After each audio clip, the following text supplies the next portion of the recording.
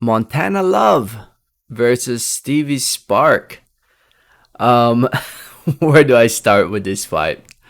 This fight was insane, man. It was crazy. To those who don't know, Love and Spark recently fought over in Cleveland, Ohio, the hometown of Montana Love. Fight was shown live on the zone. This fight was the main event of the evening. Fight lasted 6 rounds, and Stevie Spark pulled off the big win, winning this fight by disqualification. Yes, by DQ.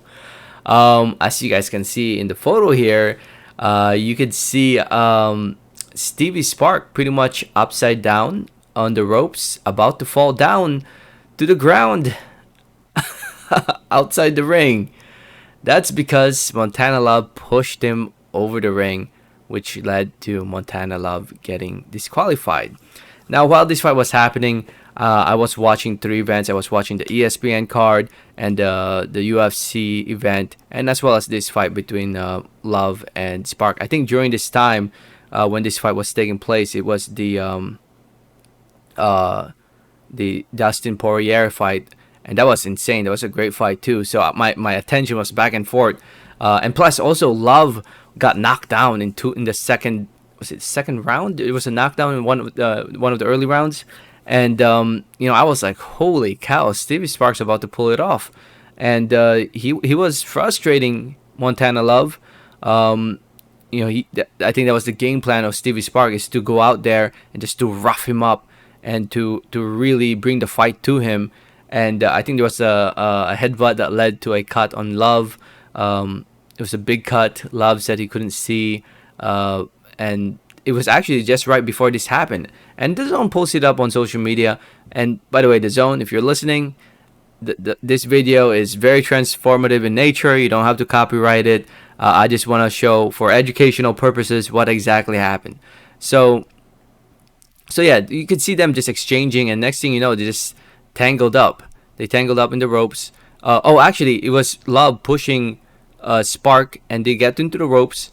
So they're still all tangled up. They're still tangled up. Referee was running towards them, and next thing you know, when referee got there, in my opinion, I think Love may not have intentionally want to push him over the ropes, but he intentionally pushed him still with his forearm. He was pushing with his forearm, which led to him falling down and falling off the ring. And it's a good thing he landed on 2 feet. Imagine if he did not do that. Imagine if he landed on his head, on his arm, or what have you. Imagine that. So honestly, I can't blame the ref for stopping the fight immediately right there and then because of this, and disqualify Montana Love. I can and I'm just glad that Stevie Sparks okay. Again, the Zone, you don't have to copyright this video. I'm talking here. I'm not just showing it for shits and giggles. I'm actually commentating over it. So don't copyright the video, please. The Zone. If you guys don't know, the Zone's really strict when it comes to copywriting stuff. But I just wanted to show like what exactly happened, because I'm sure a lot of people are like wondering like, what the hell just happened? Like, oh, Love lost. He got disqualified. I think it's for a good reason, man. Love was very he was protesting the decision from the ref. Eddie Hearn said it was a bad call by the ref. In my opinion, it was a very good call by the ref. Very, very good call by the ref.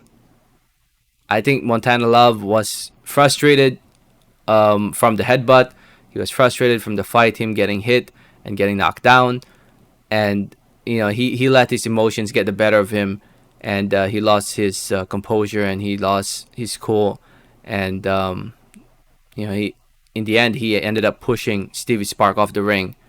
And he paid for it. He paid for it. Suffers his first loss in his pro career. So now 18-1, losing his WBA Intercontinental Super Lightweight belt.